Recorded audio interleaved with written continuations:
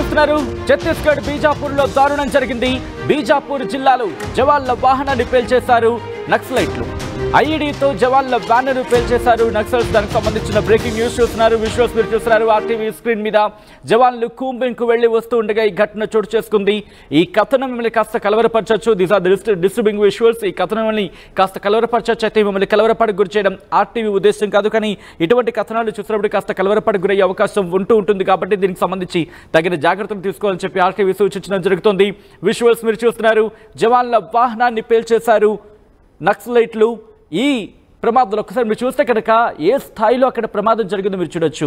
ఆ వాహనం పూర్తిగా తునకలైపోయింది, ముక్కలైపోయింది. వాహనం ఎక్కడ కూడా నామరూపాలు లేకుండా పోయాయని చెప్పుకోవాలి. దాంతోపాటు ఆ ఫ్రంట్ ఫేస్ మీరు కనుక చూస్తే పూర్తిగా ధ్వంసం అయిపోయింది. దాదాపుగా ఒక 10 అడుగుల లోతులో గొయ్యి ఏర్పడిందంటే అక్కడ ప్రమాద తీవ్రత ఏంటో మనకు అర్థమవుతుంది. దాంతోపాటు మీరు చూడొచ్చు వాహనానికి సంబంధించి 2 వాహనాలు పూర్తిగా ధ్వంసమైనట్టుగా మనం భావించవచ్చు. జవాన్లు కూంబింగ్కి వెళ్ళి వస్తుండగా నక్సలైట్లు ఐఈడీతో ఆ వాహనాన్ని పేల్చేశారు. ఈ ప్రమాదంలో వ్యాన్లో ఉన్న 10 మంది జవాన్లు ఘటనా ప్రదేశంలోని మృతి చెందారు. దానికి సంబంధించి మరి ముఖ్యంగా ప్రమాద సమయంలో వ్యాన్లో 10 మంది జవాన్లు ఉన్నారు. స్పాట్లోని 7 మంది జవాన్లు మృతి చెందారంటే అర్థం చేసుకోవచ్చు అక్కడ పరిస్థితి ఏ స్థాయిలో ఉండిందనేది. మా ప్రతినిధి ఉదయ్ అప్డేట్స్ అందించేందుకు సిద్ధంగా ఉన్నారు. ఉదయ్, అసలు ఈ ప్రమాదం ఎలా జరిగింది? మరీ ముఖ్యంగా ఎందుకంటే కూంబింగ్కి వెళ్ళి వస్తున్న క్రమంలో కావచ్చు ప్రతిదీ చెక్ చేసుకుని వెళ్లే సందర్భం కనిపిస్తూ ఉంటుంది. అటువంటి క్రమంలో అసలు ఏం జరిగింది అంటున్నారు అధికారులు? సచిన్, ఛత్తీస్గఢ్ రాష్ట్రం బీజాపూర్ జిల్లాలో మావోయిస్టులు దారుణ ఘాతకానికైతే పాల్పడ్డారని చెప్పుకోవాలి. పెట్రోలింగ్ ముగించుకొని స్వస్థాలకు వస్తున్నటువంటి జవాన్ల ర్యాలీపై కాన్వాయ్పై ఒక్కసారిగా ఈడీ బ్లాస్ట్ చేశారు మావోయిస్టులు.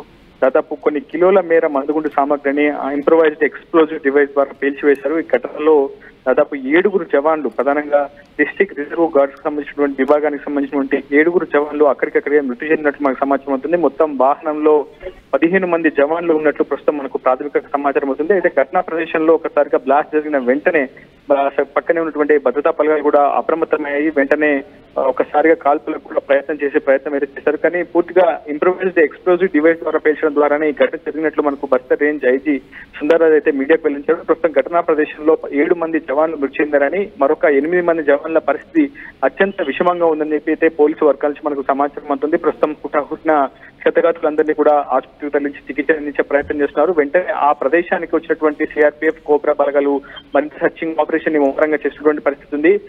కుబ్రు రోడ్ లోనే ఈ పరిస్థితి తలెత్తినట్టయితే మనకు సమాచారం అందుతోంది. దాదాపు మావోయిస్టులు ఎప్పటి నుంచో ప్రతీకార చర్యతో రగిలిపోతున్నారు. అయితే రోడ్ ఆపరేషన్ సంబంధించినటువంటి ఆ పోలీసు బృందాలు కూడా ఎప్పటికప్పుడు తనిఖీలు జరుపుకుంటాయి. సంబంధించినటువంటి రహదారి మార్గంలో ఎప్పుడైతే పోలీసు బలగాలు, భద్రతా బలగాలు సర్చింగ్ ఆపరేషన్, కూంబింగ్ ఆపరేషన్ నిర్వహిస్తుంటాయో ఆ ప్రధాన రహదారిపై ఎప్పటికప్పుడు బాంబ్ స్క్వాడ్ కావచ్చు, ఇతర పరికరాలతో తనిఖీలు ముమ్మరంగా చేస్తుంటారు. కానీ ఏ సమయంలో ఈ ఐఈడీని అమర్చాలనే అంశంపై కూడా ఇప్పటికే బస్తర్ రేంజ్ ఐజీ సుందర్రాజ్ కూడా ఈ అంశంపై పూర్తి స్థాయిలో సమీక్ష సమావేశం నిర్వహిస్తున్నారు. ఇప్పటికే అడిషనల్ ఏడీతో పాటు కోఆర్డినేషన్ కమిటీ కూడా అత్యవసరంగా భేటీ అయింది. ఛత్తీస్గఢ్ పోలీసు బృందాలకు సంబంధించినటువంటి సైనిక అధికారులంతా కూడా ఒకసారిగా అప్రమత్తమయ్యారని చెప్పుకోవాలి. ఎందుకంటే గడిచిన ఏడాది నుంచి ఇప్పటి వరకు కూడా ఈ స్థాయిలో ఒకేసారి జవాన్ల వైపు భారీగా నష్టం ఎప్పుడు వాటిల్లలేదు. అంతకు ముందు వాటిల్లేదు, కానీ గడిచినటువంటి 12 నెలల కాలంగా ఎక్కువగా జవాన్ల వైపు అయితే నష్టం వాటిలేదు. కేవలం మావోయిస్టుల మృతులపైనే మావోయిస్టుల వైపు ఎక్కువగా నష్టం వాటిల్తో వచ్చింది. కానీ ఈ ఏడాది ప్రారంభంలోనే ఒక్కసారిగా 7 మంది జవాన్లు ఘటనా ప్రదేశంలో చనిపోవడం, మిగతా జవాన్ల పరిస్థితి విషమంగా ఉండడంతో ఒక్కసారిగా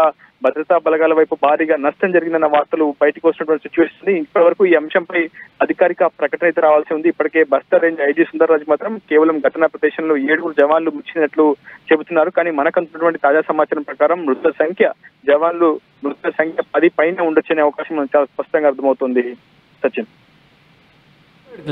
ఛత్తీస్గఢ్లో కొద్ది రోజుల క్రితమే కేంద్ర మంత్రి అమిత్ షా పర్యటించిన పరిస్థితి మనం చూసాం. కేంద్ర హోంమంత్రి అమిత్ షా పర్యటించిన తర్వాత కొద్ది రోజుల వ్యవధిలోనే మావోయిస్టులు ఈ స్థాయిలో పేలుళ్లకు పాల్పడ్డం పోలీసు శాఖ ఏమనుకుంటోంది? ఇక్కడి నుంచి ఎలా అడుగులు వేయాలనుకుంటోంది ఉదయ్? మార్చి 31 వరకు మావోయిస్టులకు కేంద్ర హోంశాఖ మంత్రి అమిత్ షా ఒక డెడ్ లైన్ విధించారు. ఇది చాలా సీరియస్ గా ఈ అంశంపై వామపక్ష తీవ్రవాదంపై కేంద్ర హోంశాఖతో పాటు కేంద్ర ప్రభుత్వం రాష్ట్ర ప్రభుత్వం డబుల్ ఇంజిన్ సర్కార్ చాలా తీవ్రంగా కృషి చేస్తుంది. అందుకోసం కొన్ని వేల సంఖ్యలో పారామిలిటరీ ఫోర్స్ తో పాటు రాష్ట్ర సైనిక బలగాలు కూడా పెద్ద ఎత్తున అడవుల్లో మోహరించి మావోయిస్టుల కార్యకలాపాలను అడ్డుకునేందుకు ప్రయత్నం చేస్తున్నాయి. ఈ నేపథ్యంలో ఇరువురి మధ్య ఎక్కడో చోట దండకారణ్య వ్యాప్తంగా కాల్పులు జరుగుతూనే ఉన్నాయి. కానీ ఒకవైపు ఎక్కువగా మావోయిస్టుల వైపే నష్టం వాటిల్లినటువంటి పరిస్థితిని మనం కొంతకాలంగా చూస్తూ వస్తున్నాం. కానీ ఈ ఏడాది ఆరంభంలోనే మావోయిస్టులు ఈ స్థాయిలో భీకరమైనటువంటి విధ్వంసానికి పాల్పడడం, ఐఈడీ బ్లాస్ట్ కు పాల్పడడం, తద్వారా 7 పైగా జవాన్లు మృత్యువాత పడడం అంశం మాత్రం కేంద్ర హోంశాఖ చాలా సీరియస్ గా పరిగణించబడుతుంది. ఇప్పటి వరకు కేవలం వామపక్ష తీవ్రవాద ప్రభావిత ప్రాంతాల్లో ఎక్కువగా సంక్షేమంతో పాటు క్షేత్రస్థాయిలో లొంగుబాట్లపైనే కేంద్ర హోంశాఖ దృష్టి సారిస్తూ వచ్చింది. అడపాదడప ఎక్స్చేంజ్ ఆఫ్ ఫైర్ చేస్తూ వస్తుంది. కానీ ప్రస్తుతం ఈ ఘటన కొంత కేంద్ర ప్రభుత్వానికి, కేంద్ర హోంశాఖకు, రాష్ట్ర ప్రభుత్వానికి కొంత ఇబ్బందికరమైనటువంటి అంశంగా పరిగణించాల్సి ఉంటుంది. సో దీంతో ఖచ్చితంగా సెక్యూరిటీ ఫోర్సెస్ మరింత దూకుడిని పెంచే అవకాశం ఉంటుంది. ఖచ్చితంగా ఈ ఘటనకు సంబంధించి మావోయిస్టు దుశ్చర్యకు సంబంధించి మళ్ళీ ప్రతీకార చర్య పాల్పేందుకు భద్రతా బలగాలు కూడా సంసిద్ధంగా ఉండే పరిస్థితి ప్రస్తుతం అడవిలో నెలకొంది సచిన్. కానీ కొద్ది గంటల క్రితమే బస్తర్లో ఎన్కౌంటర్ జరిగింది. అక్కడ 4 నక్సలైట్లు మృతి చెందారు. ఇక్కడ పోలీసు కూడా మృతి చెందడం జరిగింది. ఆ ఘటనకు సంబంధించి ప్రతి దాడిగానా లేకపోతే ప్రతీకారంగానే దాడిని చూడాలా ఈరోజు బీజాపూర్లో జరిగిన ఘటనను?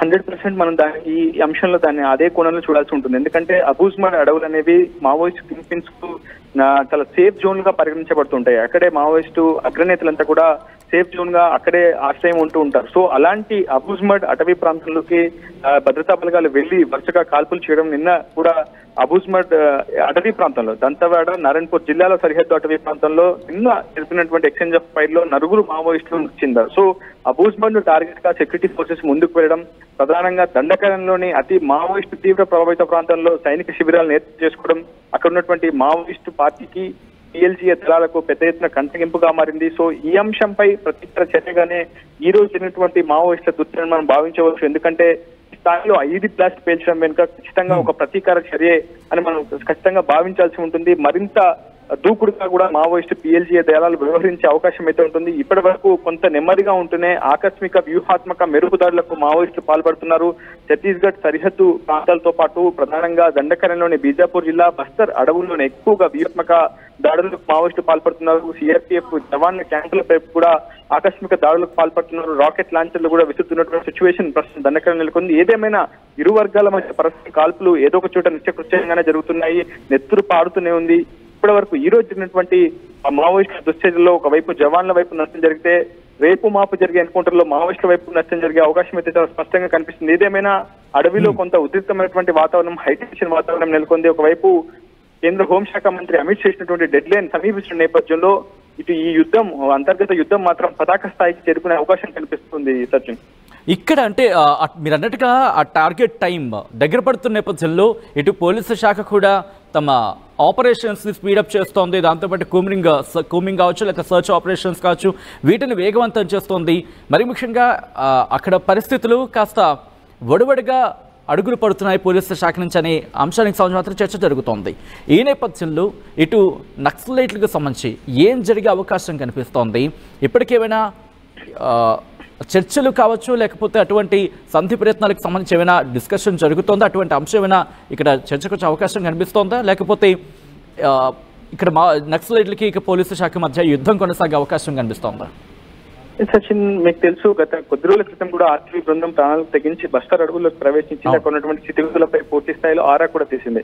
మావోయిస్టులకు, భద్రతా బలగాలకు, ప్రభుత్వాలకు మధ్య చర్చలకు సంబంధించిన అంశాలు కూడా ఆర్టీవీ అక్కడ ఉన్నటువంటి సాధారణ ప్రధానికాన్ని, సెక్యూరిటీ ఫోర్సెస్ కూడా అడిగి తెలుసుకుంది. కానీ కేంద్ర ప్రభుత్వం కావచ్చు, రాష్ట్ర ప్రభుత్వం నుంచి కావచ్చు, మావోయిస్టులతో చర్చ జరిపేందుకు సుముఖత వ్యక్తం చేయట్లేదు. బేషరతుగా లొంగిపోతేనే, జనజీవన స్రవంతిలో కలిస్తేనే ప్రభుత్వం నుంచి రావాల్సిన అన్ని బెనిఫిట్స్ అందిస్తామని సెక్యూరిటీ ఫోర్సెస్ చెప్తుంది. కానీ ఒకవైపు ఎన్కౌంటర్ లో ఆపాలి, సైనిక శిబిరాలను మళ్ళీ వెనక్కి తీసేయాలి అంటూ కూడా మావోయిస్టు పార్టీ నుంచి డిమాండ్ వ్యక్తమవుతుంది. అప్పుడే తాము చర్చలకు వస్తుందని చెప్పి మావోయిస్టు పార్టీ చెప్తుంది. మరోవైపు కేంద్ర ప్రభుత్వం, కేంద్ర హోంశాఖ, ఛత్తీస్గఢ్ రాష్ట్ర ప్రభుత్వం ఆన్లైన్ ద్వారా అయినా సరే చర్చలకు మేము ప్రయత్నం చేస్తామని చెప్పి చెప్తూనే ఉంది. కానీ బేషరతుగా లొంగిపోతే, అటు ఆయుధాలను వీడి జనజీవన స్రవంతిలో కలిస్తేనే అటు మావోయిస్టులతో చర్చలకు తాము అంగీకరిస్తామని ప్రభుత్వం కొంత డిమాండ్ పెట్టడం నేపథ్యంలో అటు ఇరు వర్గాలకు మధ్య ఒక సయోధ్య మాత్రం కుదరనటువంటి పరిస్థితి. ఈ నేపథ్యంలోనే ఎవరికి వారు ప్రతీకార చరిత్ర రగిలిపోతున్నారు. అటు భద్రతా బలగాలు తామంటే ఖచ్చితంగా పూర్తిగా మావోయిస్టులను క్లీన్ స్వీప్ చేస్తామని మావోయిస్టు పార్టీ కూడా పూర్తిగా అడవిని కాపాడుతామని, అక్కడ ఉన్నటువంటి ఆదివాసీ సమాజానికి జనతా సర్కార్ కు తామే పూర్తి బాధ్యత వహిస్తామని, ఎక్కడ సైనిక శిబిరాలు ఏర్పాటు చేసినా వాటి మెరుపుదలలు చేస్తామని, ఖచ్చితంగా ప్రతీకార చర్యతో మేము కూడా బదిలిస్తామని చెప్పి మావోయిస్టులు కూడా సవాల్ చేసినటువంటి సిచ్యువేషన్ ప్రస్తుతం దండకారణ్యం నెలకొంది. ఈ పరిస్థితులు కొంత హైటెన్షన్ వాతావరణాన్ని ప్రస్తుతం దండకారణ్యంలో కనిపిస్తున్నాయి.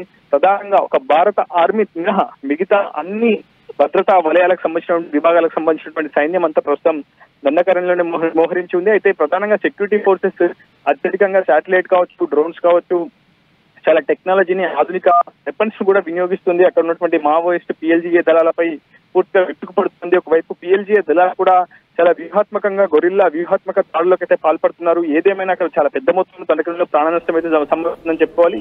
కానీ ఉదయ్, మీరు అన్నట్టుగా కొద్ది రోజులుగా అక్కడ సెక్యూరిటీ ఆపరేషన్ సంబంధించి సెక్యూరిటీని మరింత, భద్రతా బలగాల్ని మరింత అక్కడ కట్టుదిట్టం చేయడం జరుగుతోంది. మరింత సంఖ్యలో అక్కడ పెంచిన సిచ్యువేషన్ కూడా చూస్తున్నాం. కానీ ఇక్కడ ఇంట్రెస్టింగ్ గా కొద్ది రోజుల క్రితమే దాదాపుగా 20 మంది మావోయిస్టులు లొంగిపోయిన ఘటనకు సంబంధించి మాట్లాడుకున్నాం. ఆ తర్వాత ఎన్కౌంటర్ సంబంధించి మాట్లాడుకున్న పరిస్థితి. కానీ ఈ డెవలప్మెంట్స్ అన్ని కూడా రోజుల వ్యవధిలోనే, ఇంకా చెప్పాలంటే గంటల వ్యవధిలోనే చాలా వేగంగా చోటు చేసుకుంటున్నాయి. ఈ నేపథ్యంలో ఎటువంటి పరిస్థితులు ఉండే అవకాశం కనిపిస్తోంది? మరి ముఖ్యంగా ప్రజలు ఏమనుకుంటారు? ఎందుకంటే మీరు అక్కడికి వెళ్ళారు, వాళ్ళతో మాట్లాడిన సిచ్యువేషన్ ఉండింది.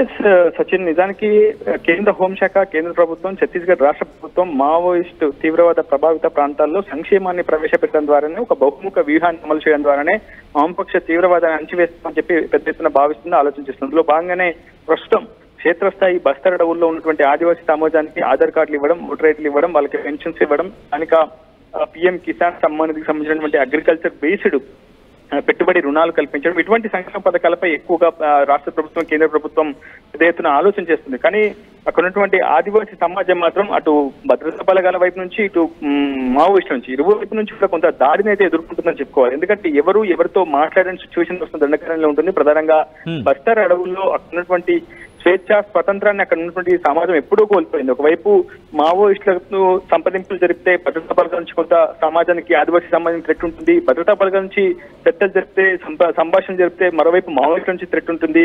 ఇన్ఫార్మర్ల నెపంతో అటు మావోయిస్టులు హత్యలు చేస్తుంటారు, ఇన్ఫార్మర్ల నెపంతో అటు భద్రతా బలగాలు అరెస్ట్ చేయడం కావచ్చు, వేధింపులకు గురి చేయడం చేస్తుంటాయి. సో ఇటువంటి వాతావరణంలో అక్కడ ఉన్నటువంటి ఆదివాసీ సమాజం మాత్రం కొంత ఇబ్బందులను అయితే అక్కడ ఎదుర్కొంటుందనేది చాలా వాస్తవం అని చెప్పుకోవాలి. అయితే ప్రస్తుతం సంక్షేమం మాత్రం చాలా కీలకంగా మారుతుంది. ఎందుకంటే ఛత్తీస్గఢ్ లోని బస్తర్ అడవుల నుంచి తెలంగాణ వరకు కూడా, బీజాపూర్ తెలంగాణ వరకు కూడా నేషనల్ హైవేని ప్రస్తుతం కేంద్ర హోంశాఖ వేస్తుంది. మావోయిస్టు ప్రభావిత ప్రాంతాల్లో అభివృద్ధి ద్వారానే వామపక్ష తీవ్రవాదాన్ని అణచివేయడం సాధ్యమవుతుందని కూడా భావిస్తుంది కేంద్ర ప్రభుత్వం. సో అక్కడ అభివృద్ధిపై, అక్కడ వంతెనల నిర్మాణంపై, రోడ్ల నిర్మాణంపై పెద్ద ఎత్తున దృష్టి సారిస్తుంది. డిజిటల్ పాఠశాలను కూడా అక్కడ ఏర్పాటు చేయాలని భావిస్తుంది. కలెక్టరేట్లు కావచ్చు, గ్రామ సచివాలయాలు క్షేత్రస్థాయిలో ఏర్పాటు చేస్తే అక్కడ ప్రభుత్వ పథకాలు, సంక్షేమ పథకాలకు ప్రజలకు చేరగలిగితే వామపక్ష తీవ్రవాదాన్ని పూర్తిగా తుడిచిపెట్టేది ప్రధానంగా కేంద్ర హోంశాఖ భావిస్తుంది. సత్యం. రైట్ ఉదయ్, మొత్తంగా అయితే మాత్రం ఛత్తీస్గఢ్ బీజాపూర్లో నక్సల్స్ ఘాతుకానికి పాల్పడ్డారు. బీజాపూర్ జిల్లాలో జవాన్ల వాహనాన్ని పేల్చేశారు. ఐడీతో జవాన్ల వ్యాన్ను పేల్చేశారు నక్సలైట్లు. జవాన్లు కూంబింగ్కు వెళ్లి వస్తుండగా ఈ ఘటన జరిగింది. ప్రమాద సమయంలో వ్యాన్లో 15 మంది జవాన్లు ఉన్నారు. స్పాట్లో దాదాపుగా 10 మంది మృతి చెందినట్టుగా తెలుస్తోంది. మరో 7 పరిస్థితి, మరో 5-6 పరిస్థితి విషమంగా ఉన్నట్టు తెలుస్తోంది. మరి ముఖ్యంగా ఇప్పుడు ఈ అంశం తీవ్ర చర్చనాంశంగా మారింది. ఎందుకంటే రోజుల వ్యవధిలోనే ఈ పరిణామాలు చాలా వేగంగా చోటు చేసుకుంటున్నాయి. కొద్ది రోజుల క్రితం కేంద్ర హోంమంత్రి అమిత్ షా ఇటు ఛత్తీస్గఢ్కి చేరుకొని అక్కడ పరిస్థితిని పర్యవేక్షించారు. దాంతోపాటు ఈ అంశానికి సంబంధించి అక్కడ వాళ్ళతో మాట్లాడే ప్రయత్నం చేశారు. అక్కడ కూంబింగ్ ఆపరేషన్స్ ఎలా జరుగుతున్నాయి, పోలీసు శాఖతో చర్చించారు, రక్షణ బృందాలతో, మరి ముఖ్యంగా భద్రతా బలగాలతో కూడా ఆయన చర్చించినట్టుగా తెలుస్తోంది. ఇటువంటి నేపథ్యంలో రోజుల వ్యవధిలోనే ఆ తర్వాత ఎన్కౌంటర్కి సంబంధించి కూడా నిన్న వార్తలు మనం చూసాం. దానికి కొద్ది గంటల ముందు దాదాపుగా 20 మంది మావోయిస్టులు లొంగిపోయారంటూ కూడా మనం మరొక వార్తల గురించి మాట్లాడుకున్నాం. కానీ ఇటువంటి పరిణామాలను చాలా వేగంగా రోజుల వ్యవధిలోనే జరిగిపోతున్న ఈ క్రమంలో గంటల వ్యవధిలోనే ఇప్పుడు ఈ ప్రమాదం జరగడం, ఈ ప్రమాదం ఒక్కసారిగా షాక్కి గురి చేస్తుంది. ఐడీతో ఒకసారి విజువల్స్ నుండి చూస్తున్నారు. ఈ కథను మిమ్మల్ని కాస్త కలవరపరచొచ్చు, అయితే మిమ్మల్ని కలవరపడ గురి చేయడం RTV ఉద్దేశం కాదు. ఎప్పుడైతే ఐడీతో పేల్చేశారో వెంటనే వాహనం తునకలైపోయింది.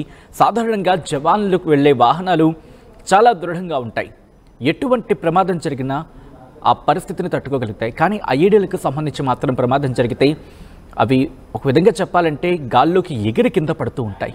ఆ ప్రమాదంలో పూర్తిగా ధ్వంసం అయిపోతూ ఉంటాయి వాహనాలు. ఎంత బలీయమైనదైనా ఎంత పటిష్టమైనదైన వాహనం అది నిలవడం కష్టం. అటువంటి పరిస్థితుల్లో ఒక్కసారిగా కింద పడిపోయిన తర్వాత ప్రాణాలు చాలా కష్టంగా, అంటే ప్రాణం దక్కడం అనేది చాలా కష్టంగా మారుతూ ఉంటుంది. ఈ నేపథ్యంలో 15 మంది ఆ వాహనంలో ప్రయాణిస్తూ ఉంటే ఘటనా ప్రదేశంలో 7 చనిపోయినట్టుగా తెలుస్తోంది. 7 అంటూ ఒక మాట, 10 అంటే ఒక మాట వినిపిస్తోంది. ఇంకా అఫీషియల్ కన్ఫర్మేషన్ రావాల్సి ఉంది. కానీ మిగిలిన వారి పరిస్థితి విషమంగా ఉన్నట్టు తెలుస్తోంది. వాళ్ళు కోలుకోవాలని కోరుకుందాం.